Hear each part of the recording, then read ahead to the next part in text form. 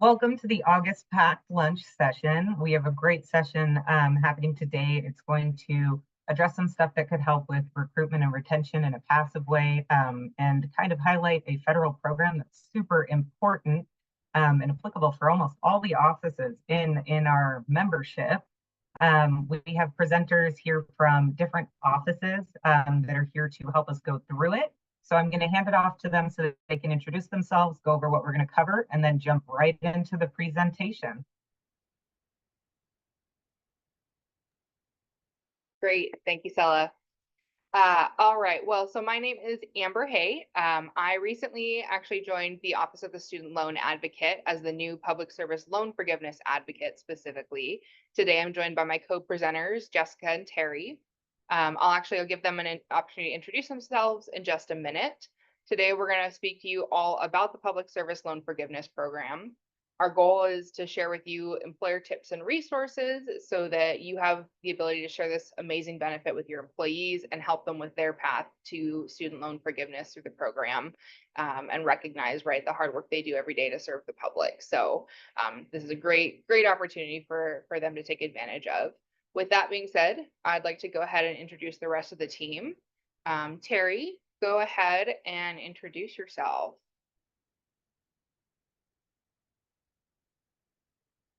And make sure you come off mute if you're not already. Okay. Again, hi, thanks, Amber. I am Terry Parker, and I am OFM's, so that's the Office of Financial Management's Public Service Loan Forgiveness Policy and Performance Analyst. I work within the State HR Division, and I also am fairly new, just started in July. Really happy to be here. Thank you all for having us. Since the passage of Engrossed Senate Substitute Bill 5847 in 2022, OFM has been partnering with the Student Loan Advocates Office, along with a dedicated group of public servants across the state, to equip employers with tools and resources they need to help their employees access the PSLF program. And now I'll hand it over to Jessica to introduce herself. Thanks, Terry. Hi, everyone. My name is Jessica Manfredi, and I am the student loan advocate within the Office of the Student Loan Advocate, which is always fun to say because it's my title, but it's also the title of the office. But our office actually sits within an agency that you might have heard about before. It's called the Washington Student Achievement Council. The Washington Student Achievement Council is in charge primarily of state financial aid in higher education initiatives, right? So that's how you folks often know about WASAC. Now, the work that I do specifically within that agency is to help borrowers navigate the complex world of student loans, as well as advocate for them in both at the state level and at a federal level to ensure that they are, that their rights are being honored as student loan borrowers, as well as making sure that, if there's any complaints against their servicers or issues that they're going through, that we're helping them navigate that. And as part of that work, Public Service Loan Forgiveness is a student loan program that really fits within that narrative. And that's how we have been partnering with OFM to do this work. And I'll go ahead and pass it over to Amber. Excellent. Well, today we're going to give you an overview of PSLF and some context into how PSLF fits into the student loan crisis, as well as some key data points for Washington state borrowers.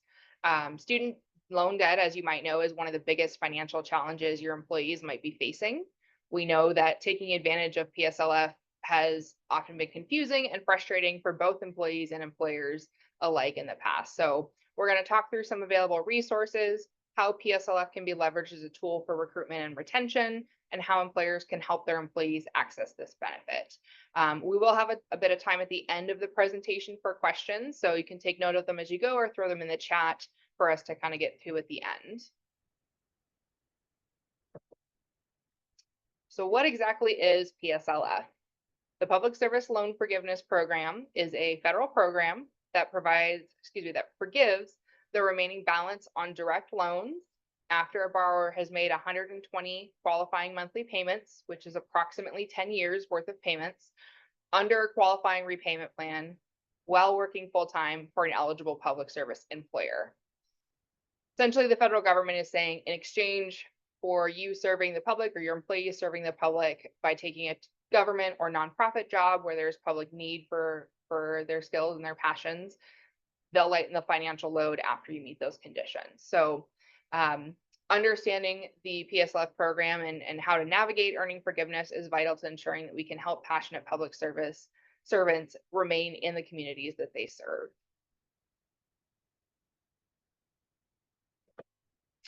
All right, this slide here covers a little, kind of gives you a preview of types of qualifying employment. In general, employment for PSLF needs to be an average of at least 30 hours per week. This can be one full-time public service job or multiple part-time jobs that meet that 30 per hour week threshold, as long as they are all with qualifying public employers. So if you have a part-time employee working for one area of county government, and then maybe they're working part-time for city government, they could potentially be qualifying if those hours add up to an average of 30 per week. A borrower must be directly employed by the qualifying public employer, as in their W-2 comes from them. This means that most contractors will not qualify. However, an exception does exist where there is state law that would prevent an otherwise qualifying employer from hiring employees directly to fill positions or provide services. An example of a group that we've kind of identified under Washington state law are public defense attorneys who are not allowed to be hired as are not allowed to be hired as employees by the state under state law.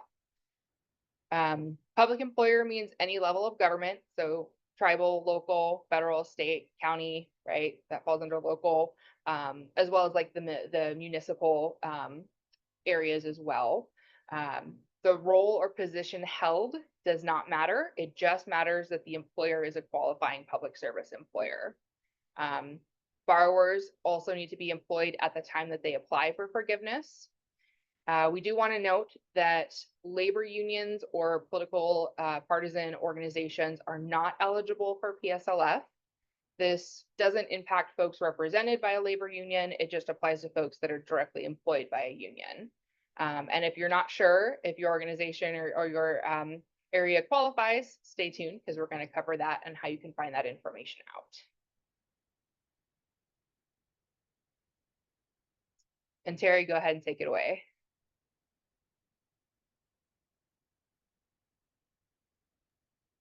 All right, so now let's talk specifically about PSLF in Washington State. And if we could go to the next slide.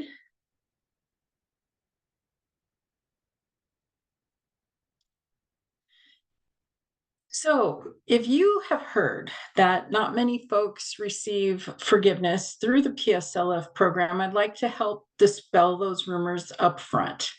It is true that when it first launched, the eligibility criteria to qualify for PSLF was complex, and this led to low approval rates for individuals who would otherwise qualify.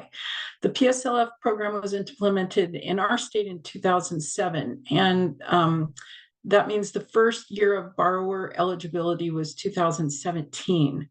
So between the fall of 2017 and October of 2020, 31% of PSLF forms for discharge of loans was denied. There is some good news. However, federal level updates have made the program easier to access. This has significantly increased the overall percentage of accepted forms, and only 7% of forms were denied between November 2020 and June 2023. This means that 93% of forms were approved and successfully processed. Next slide. I also want to highlight that people in Washington State are benefiting from PSLF, and more borrowers, have had their debts forgiven daily. So the data you're looking at on this chart comes from Department of Education's website, and I'll add that we do mirror it on OFM's PSLF website. So as you can see, in March 2022, there were 3,000 people with processed PSLF discharges. As of March 2024, over 19,000 borrowers in our state have received forgiveness. So I'm a numbers geek, and I just got to tell you that represents a 533% increase in loans since 2022. It's just staggering. So that translates to $1.2 billion of debt being forgiven through this program in our state. That's just amazing. And this demonstrates how PSLF is working. The PSLF approval process can be confusing and really challenging, but the benefits to public service employees can be tremendous. So thank you for committing the time to learn about the program and how you can support your employees in obtaining student loan forgiveness.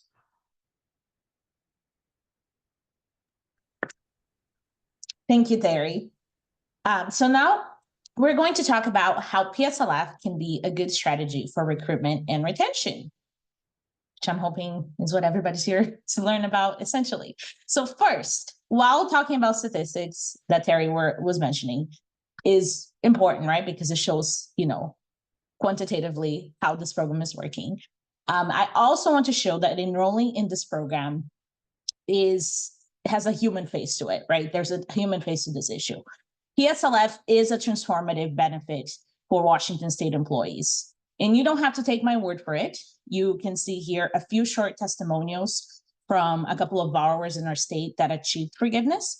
So we have Shelley Wisty from the Employment Security Department that shared with us that forgiveness is life-changing. It makes it possible not just to survive, but to prosper. And then we have somebody else, Jim Coffey, who works at the Cowlitz Family Health Center, a nonprofit, that also shared that this is a burden that has long awaited to be relieved and allows me to save the loan payments from my retirement. And finally, even folks who are working in human resources in our state are starting to realize how beneficial PSLF is for their public employees. Erin Rains from the Training and Development Unit at the Department of Children, Youth, and Families Services shared the positive impact PSLF has had on staff can improve the quality of life for people that work in a very demanding field. It also enables a higher retention rate for agencies. So hopefully by reading through some of these testimonials, you can see that yes, the numbers matter, but also it is having a real impact on employees' lives that serve the public.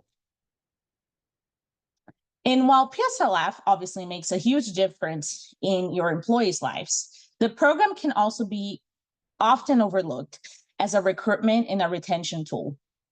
PSLF helps with employee recruitment because as student debt loads have risen over the years, people are more attracted to this benefit.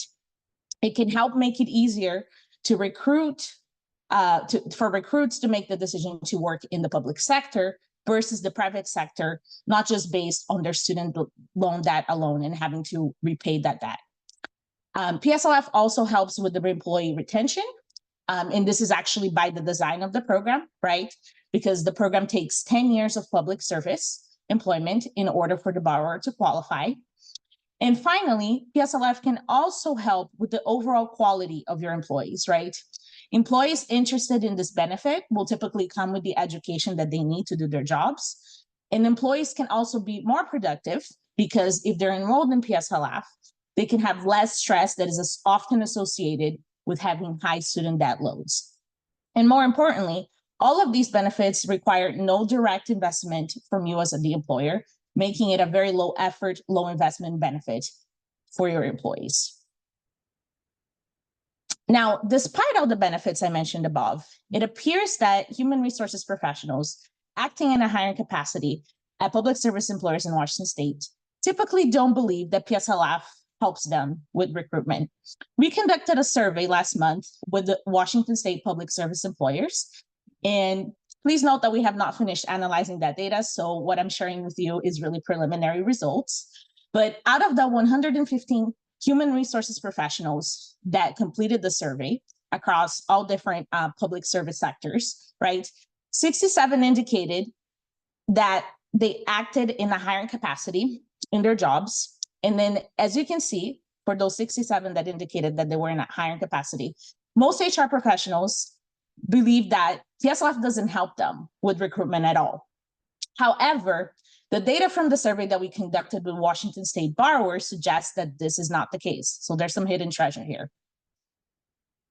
So similar to that other survey that we did with the employers, we also conducted last month another survey with Washington State borrowers that were employed at public service employers, right? Again, across all different sectors, including local government, like counties.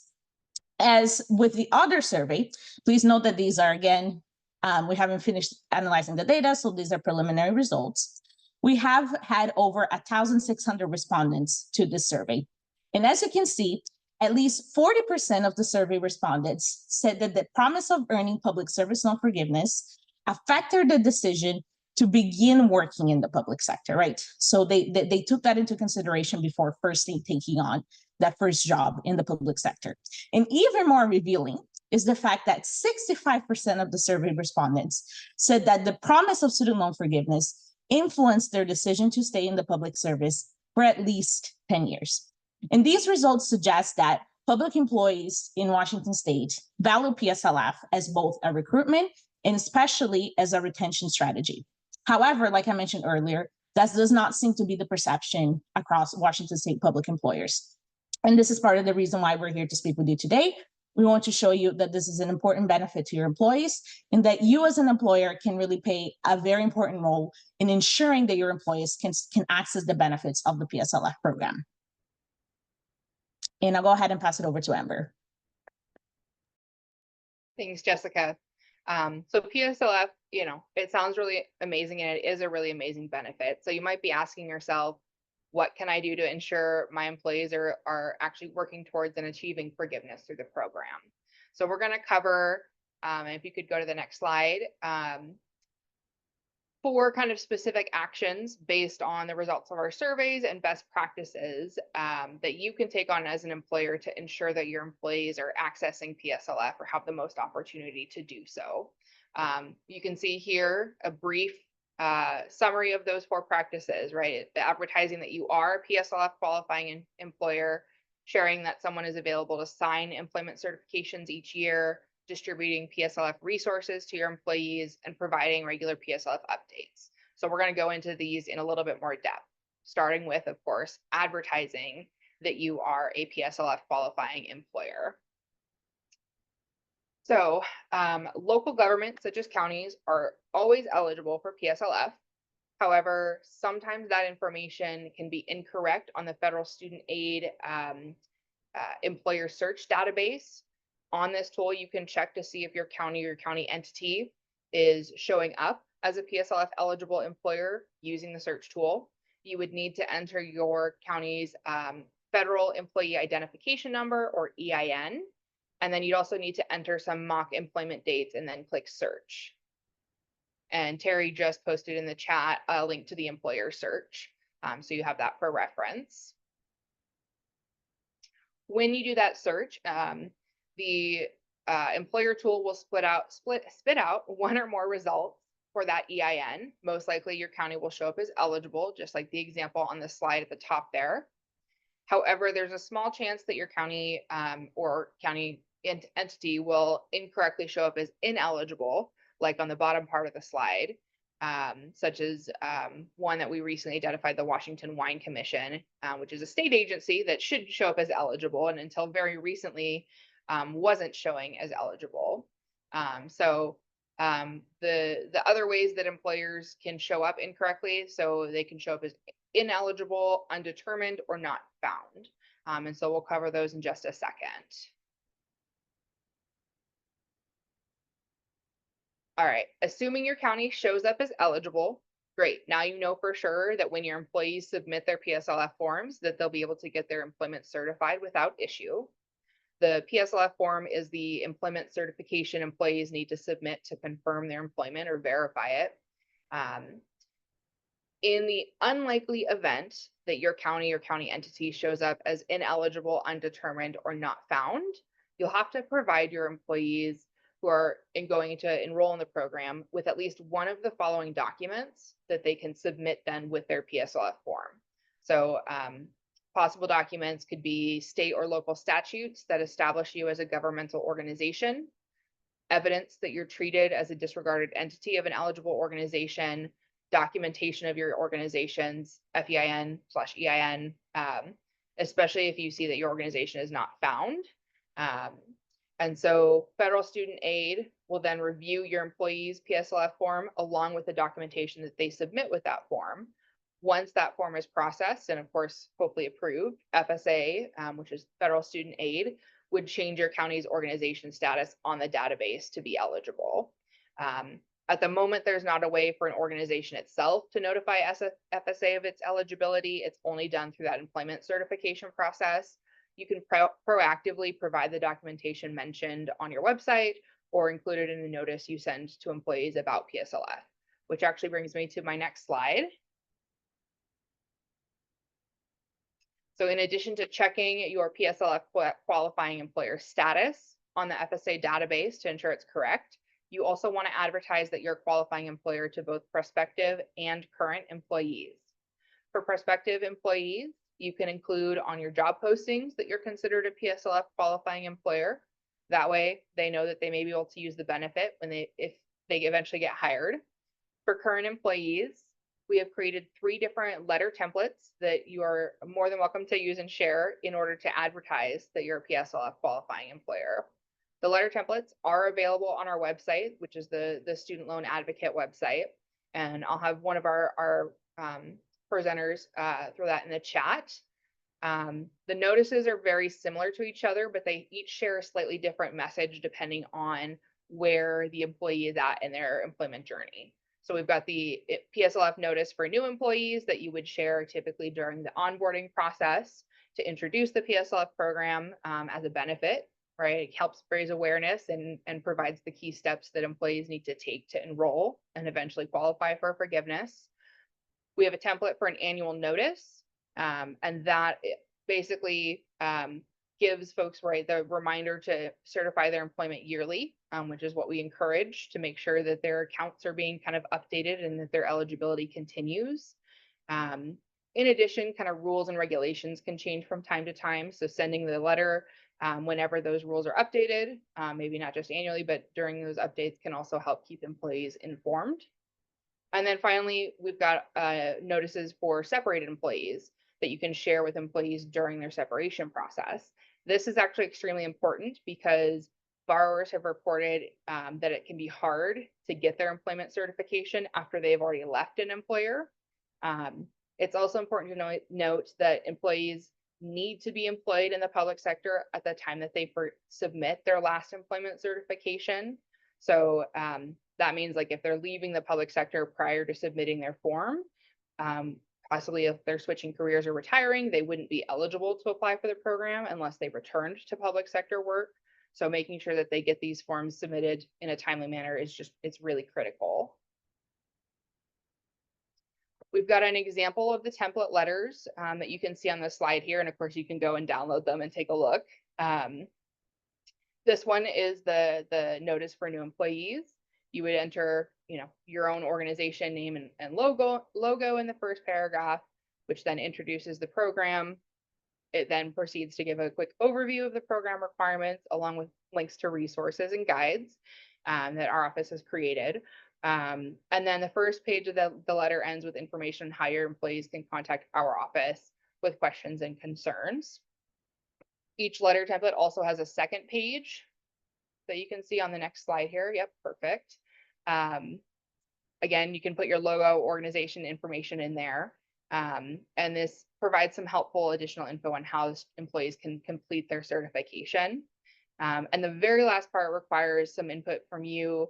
And it's a section requiring to enter your EIN and an actual email address for a PSLF contact. This is because when borrowers submit their PSLF form, especially in the online version of the form, they'll need an email contact to send the form to, essentially.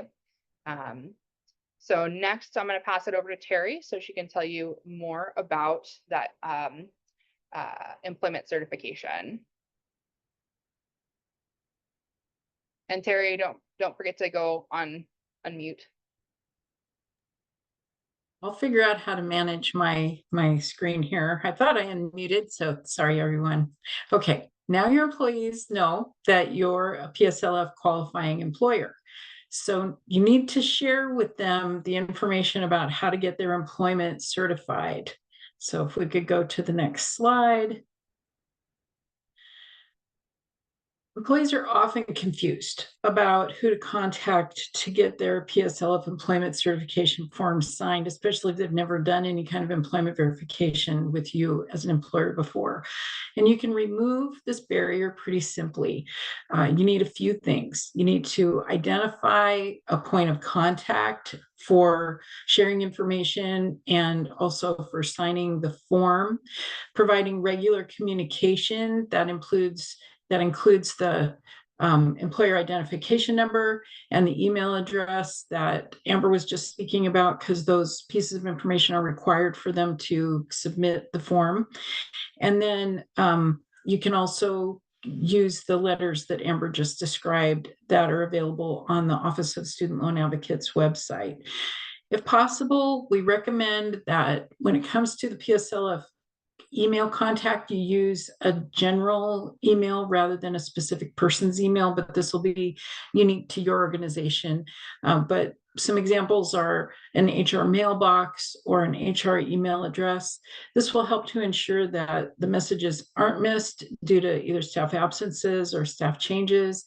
And it can also be helpful to establish some internal processing timelines for the team that's responsible for that. That will help avoid delays. And then just as a personal recommendation, because I've been helping with this, if you can get back to your employee after you've completed a form for them, I think that that also can help relieve some anxiety or stress. And it lets them have a checkpoint if there's some kind of a glitch on the other side of the process.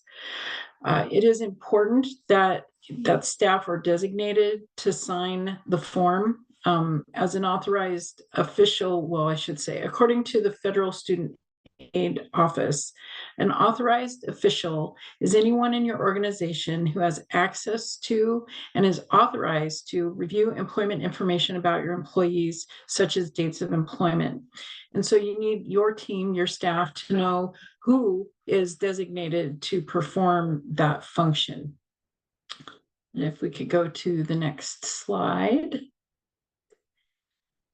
And I want to share that your employees can submit forms in two ways. So the preferred option is to use the form digitally on the studentaid.gov website. And this is done using the PSLF help tool, which I think somebody will drop in the link for us. And it is the most streamlined way to approach the employment certification process. So last year, FSA, that's the Federal Student Aid Office, released a new feature in their PSLF help tool that does allow the employees and the employers to digitally sign the form using DocuSign. And employers can direct employees to initiate the certification process by submitting their employer certification through the PSLF help tool. Once you have, the employer has digitally signed and returned the form, it's then submitted by FSA for automatic processing. And we're including a link to the website that explains how to complete that form, including some helpful tips. And I'll go ahead and have Amber share the link for that. So employees can also submit a paper or PDF form to the employer. I just want to say that that process takes some extra steps. First of all, it requires the employee to get the form and get it to you somehow, either by email or dropping it off or mailing it. And once you've completed the information for them, you also need to get it back to them. And I just want to note that if you are sharing information digitally, like through email, please ensure that it's encrypted so that you are protecting that employee's personally identifiable information, which we know is confidential. We could go to the next slide. And then we'll go through a few tools to help communicate PSLF resources to your staff. So the Office of the Student Loan Advocate's website has many, many resources available to help borrowers on their path towards PSLF forgiveness. And this includes a fact sheet called How to Get Your Student Loans Forgiven. No, really, a step-by-step guide to apply for PSLF. And I've actually gone through that myself just to test it out. It was perfect and wonderful. And then there's a list of frequently asked questions.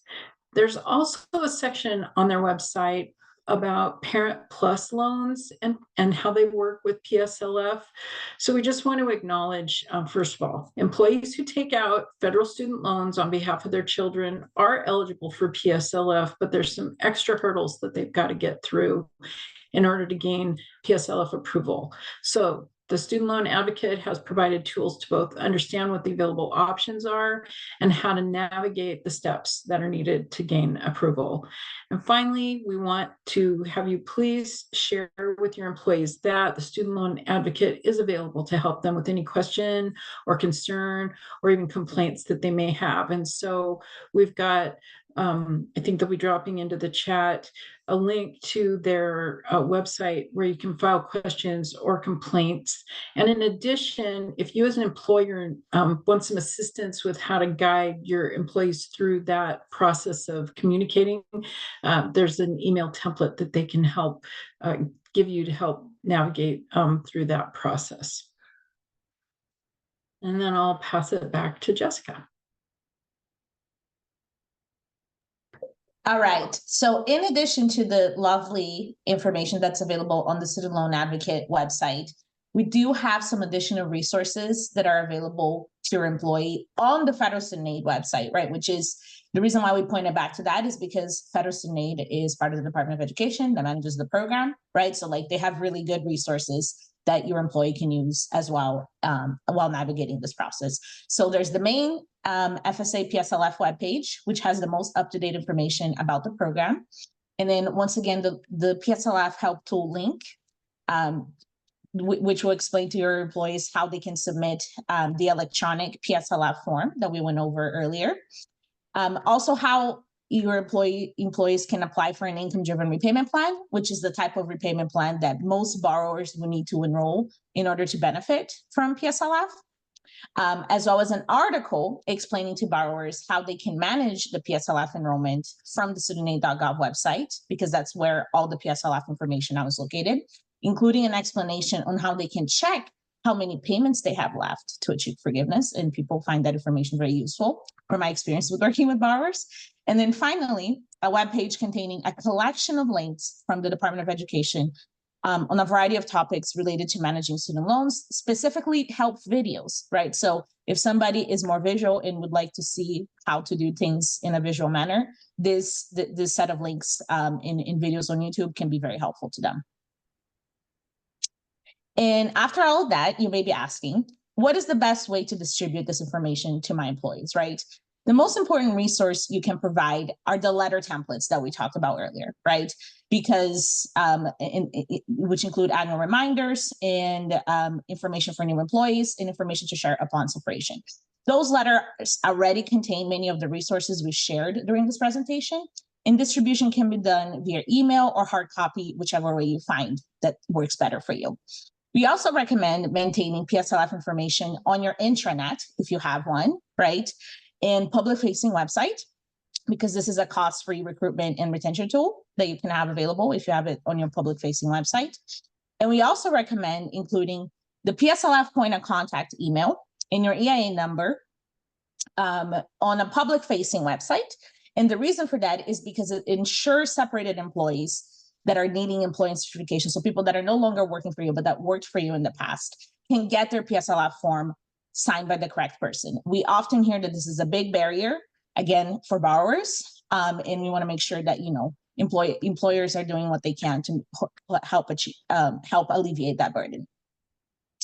So finally, the last thing that you want to do to ensure that your employees are successfully achieving PSLF is to provide regular PSLF updates. As someone that has been working in the world of student loans in the past 2 years, I will be the very first one to tell you that everything seems to be changing constantly, right? And while a lot of changes have happened in the past 2 years of the PSLF program benefited borrowers. A lot of those borrowers are just not aware, right? And are often confused about these changes. And you can actually help this issue by providing updated PSLF information to your employees. To make this easy as possible for you, our office, the Student Loan Advocate, has created a mailing list that you can subscribe to.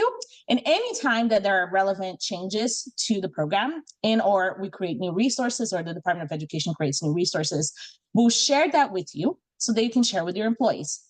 I'll have Amber go ahead and post the link to the mailing list in case you're interested in joining. And then finally, if for some reason you have any questions about the PSLF program as an employer, for example, you're running into issues completing your employees' certification forms, the Office of Financial Management is also available to answer any questions you may have as an employer about PSLF. So you can email them at pslf@ofm.wa.gov, and I'll also have Amber post that in the chat. And of course, as I mentioned earlier, once you receive these updates, right, that we're going to send to you, it's very important that you share that information with your employees.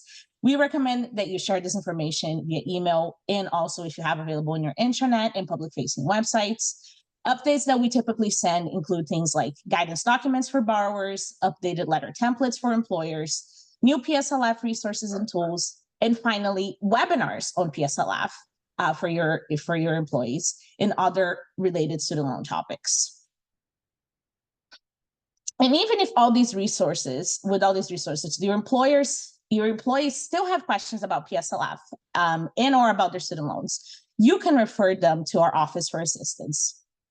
Your employees can submit a student loan question or complaint to us through the Washington Student Complaint Portal, which is available at studentcomplaints.wa.gov.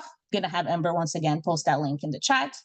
Some topics that your employees can check with us with questions about are things like PSLF, income-driven repayment plans, delinquency or default, options for deferment and forbearance, and other student loan forgiveness that in discharges that might be available to them, consolidation, and really any other student loan question that they might have. Thank you for the opportunity to present to you today. This is the very first time that we do an employer-facing presentation, and would really appreciate any feedback that you may have about the content that we shared and how we can do better. So please fill out a survey to help us continue providing resources for Washington student loan employers and borrowers. You can use the QR code that's on the screen if you're techie and you know how to use your phone to do that. But if not, there's also a link that Amber is going to share in the chat for the survey. And once again, we really value your feedback and would love to hear on what you thought about this content and whether it's helpful for you. So with that being said, I'll pass it back to Sela. Awesome. Thank you so much for sharing so much great information.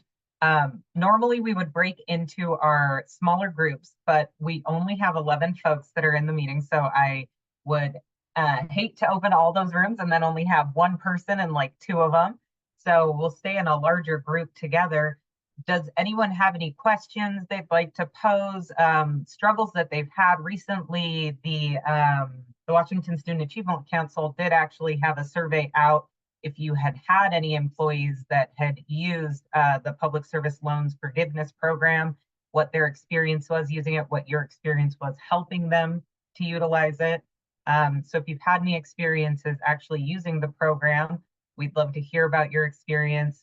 If you have any questions about utilizing the program, please go ahead and share them now. Hello, all. I have a question. Since this is the first time I'm hearing about it, we have senior officers who have loans. They've already done their 10 years. So do they fulfill the obligation already? Or is it new from the point you apply to then? So it's a great question. So there's a couple of elements to it. So one, employment can only be certified as far back as October 2007. That's when the program was first initiated and signed into law. The other piece is it depends on if they've been making payments for 10 years. So right, the program requires 10 years worth of qualifying payments. So if they've been in that qualifying employment for at least 10 years, and at the same time, we're also paying on their loans, they may be eligible. So we'd encourage, having them take a look at our how to apply, steps to apply document as a great place to just kind of get started and see, how to get that process going, and if they have questions to then follow up with us. Excellent. Thank you very much.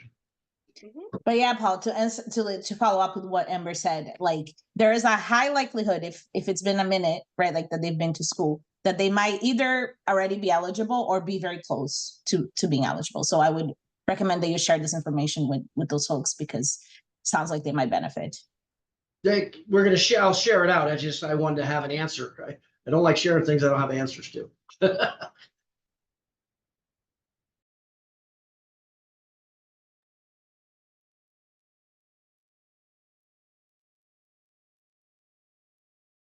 Do you have any advice or any things that you have seen across different offices where people have struggled to utilize the program?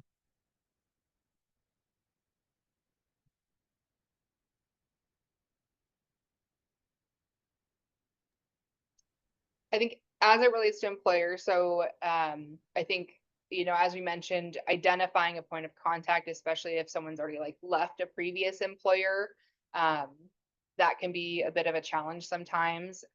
We've seen most issues with that tend to be with larger organizations, like in the healthcare industry, that it's hard to find anyone in HR, for instance.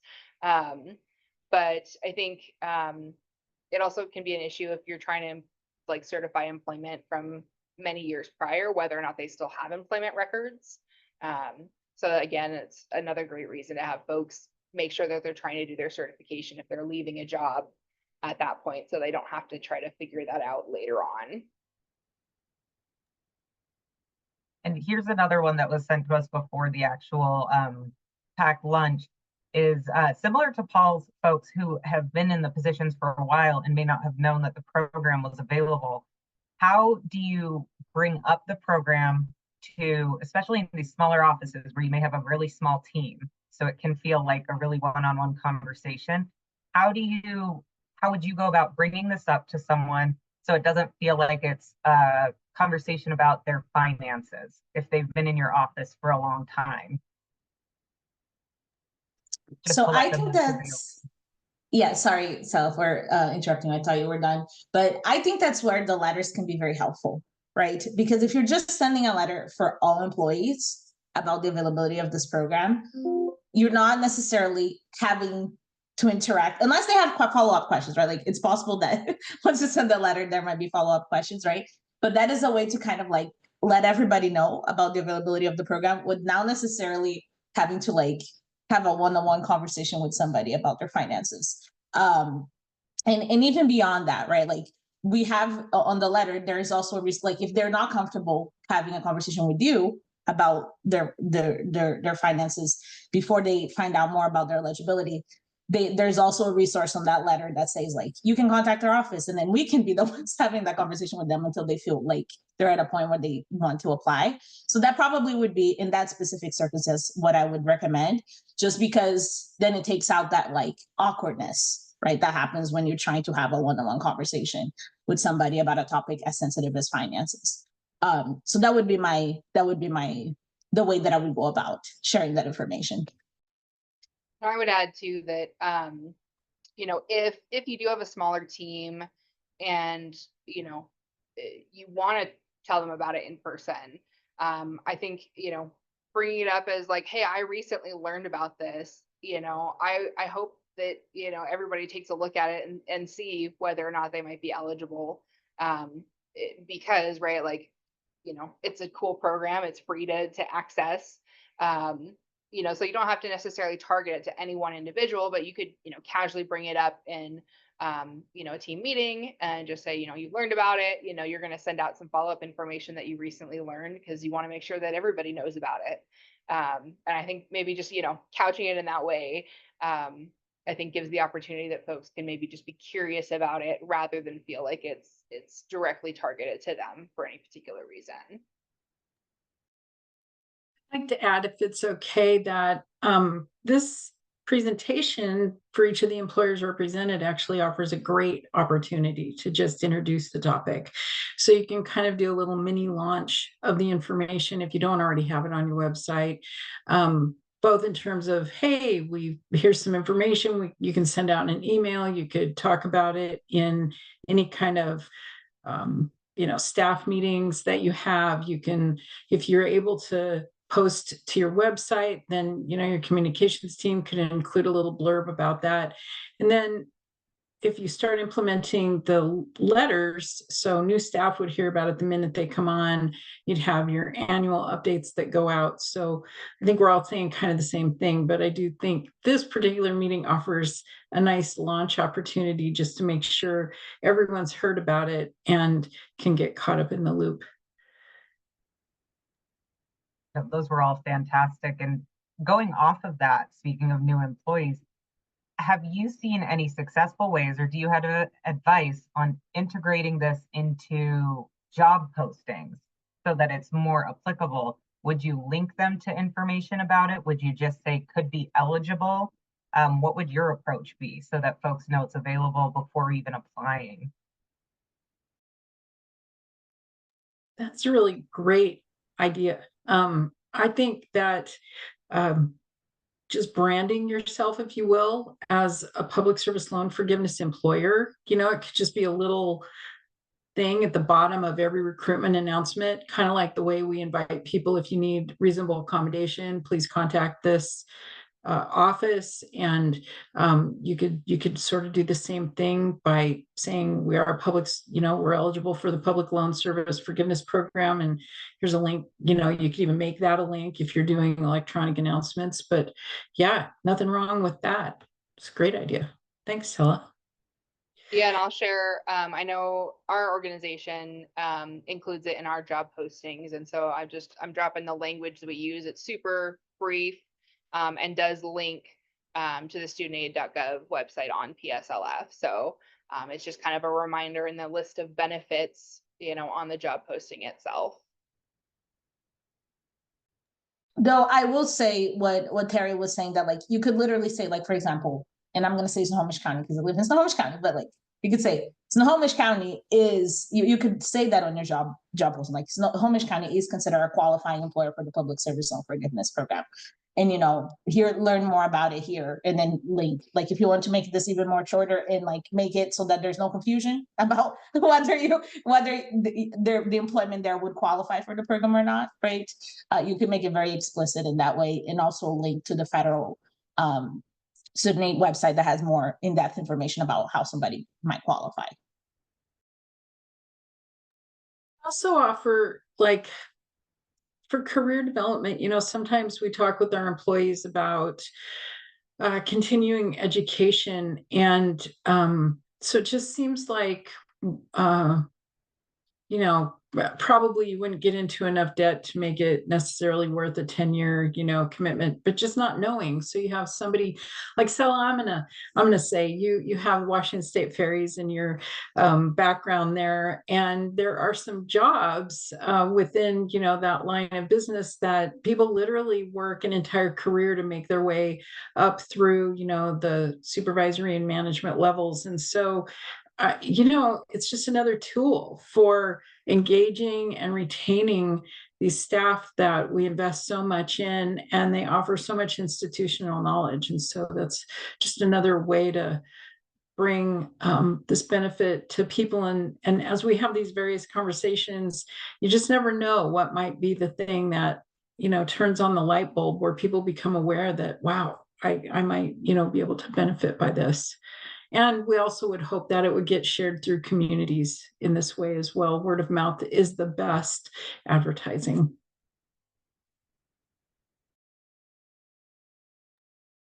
Thank you so much for sharing those. Does anyone else have any questions or thoughts they'd like to share? Or do our presenters have anything else they'd like to share, just in experience and program utilization, anything like that? Yeah, so one of the things that I think right now, there's a lot of uncertainty about a lot of the different things happening in the student loan world. If folks are seeing the news that, there's different lawsuits that are happening that may affect different, repayment plans and things like that. And one of the things that we always want to share with folks is PSLF is actually written into law. It was passed by Congress back in 2007. So it's not like it's just a policy that was created by the Department of Education. It's long precedented at this point. And as far as we are aware or plan for, it is not going anywhere. So if you happen to have someone that, pushes back on that, you can share that little tidbit of information. Of course, we can't ever make guarantees, but I don't know. My job depends on the program existing, and I'm not planning to go anywhere. So I think you're right, Amber, right? That people, because there's so much confusion about the different programs, people forget that PSLF was a bipartisan effort in 2007, signed by President Bush, right? Like very different political times at that point in time, but it would require an action from Congress, right? Nobody can just wave a hand and do away with the program. And even then, right, the people that are currently in the program, if there were to be congressional action to actually overturn it, would most likely be able to still continue to be eligible, because it is written into the promissory notes that we sign to take out the student loan. So that's another thing that kind of can give people a little bit of more reassurance about the program disability. So I guess I have one question. I probably missed it when I was late into the meeting. So again, you have 10 years that you have to be in public service. You have to pay your bill for 10 years, which is good. And then at the end of the 10 years, I've already applied, I've done the eligibility, I'm going there. What is the payment? The remainder of it, or the whole proof of payment and from the beginning of the loan that we start? So at the time that forgiveness is reached, so when a public service employee reaches their 120th payment, they submit their final form to say, hey, I've reached this payment, process my forgiveness, please. They, will go through, certify that everything is correct. And, that process is a lot easier if folks have regularly certified their employment, so that there's not a whole lot to do at the end.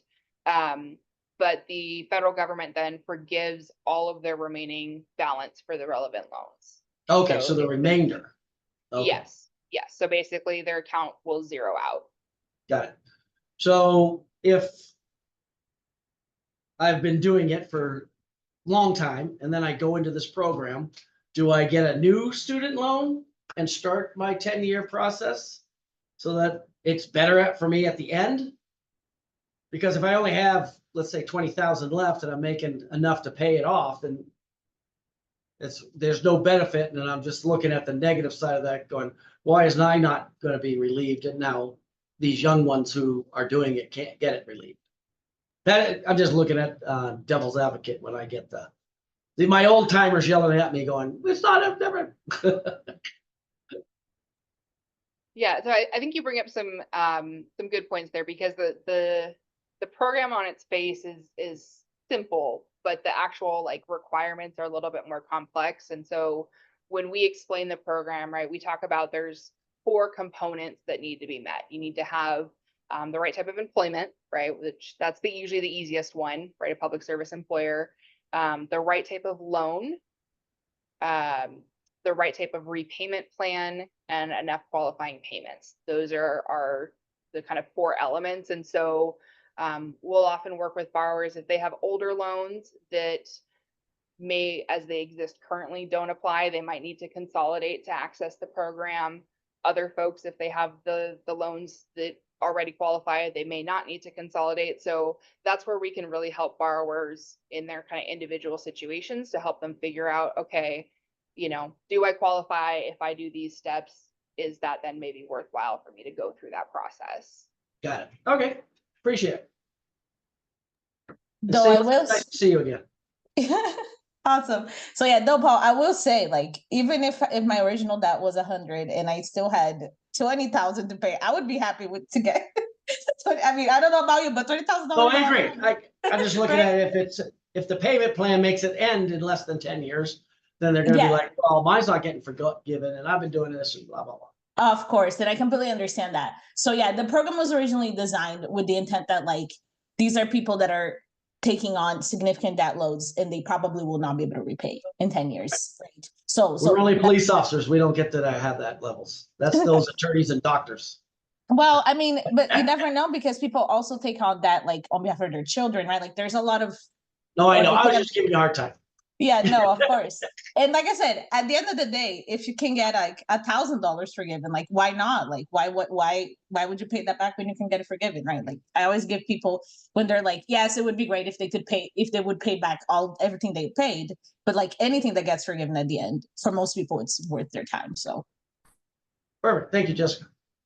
Paul, I just want to acknowledge what you're saying because to me, this is a wonderful thing. And I have also had a little bit of pushback from people who perhaps paid off their loans before the program was available. And it is really good as an employer that you think about the impacts from all sides. Just number one, to be ready and prepared.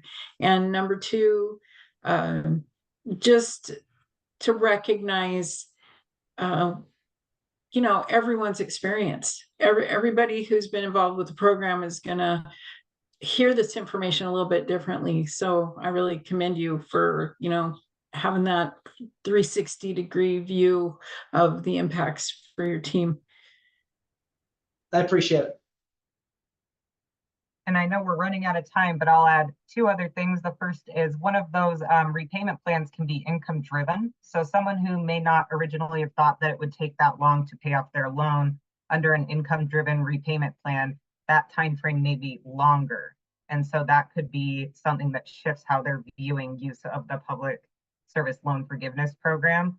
And then I think to a degree, part of what Paul's asking too is if someone's going to not qualify because they're going to pay it off in that shorter time frame, are they able to go back to school and get more loans and still qualify for that forgiveness program? So two things. So one, folks can always change their repayment plan at any time. So just because you start in maybe like a 25-year graduated repayment plan, you can make the decision to switch over to one of the income-driven repayment plans at any point.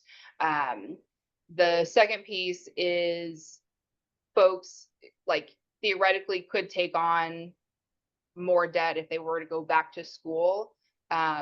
They don't necessarily automatically get the payments that were maybe made on earlier loans. They could consolidate them together to get like a weighted average of those payments. So it does get a little bit kind of more complex, but like maybe, right, essentially, is I guess the answer.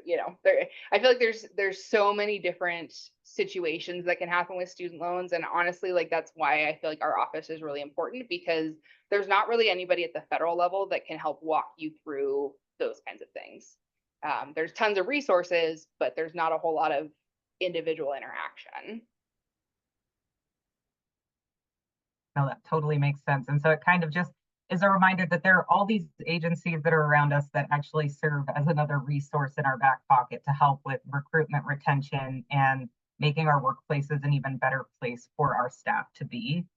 But we are at 1 o'clock, so any other questions, final thoughts? Otherwise, we can let you have the rest of your day back, and we'll have the recording ready soon for the Education Hub, so you can share it however you'd like. I'll open the floor for final words. I would just add, please do share our link out to your employees. We do have borrower-specific webinars recorded on our website. So if folks want to just go and watch one of our webinars to get the broad introduction as someone that would go and apply for the program, we've got those resources as well as the handouts and such. So sometimes those videos are just like, helpful to see someone talk about it. Awesome. Thank you all for coming and presenting. Thank you everyone who came and listened. We hope that you had a great lunch hour and a wonderful rest of your day awaits.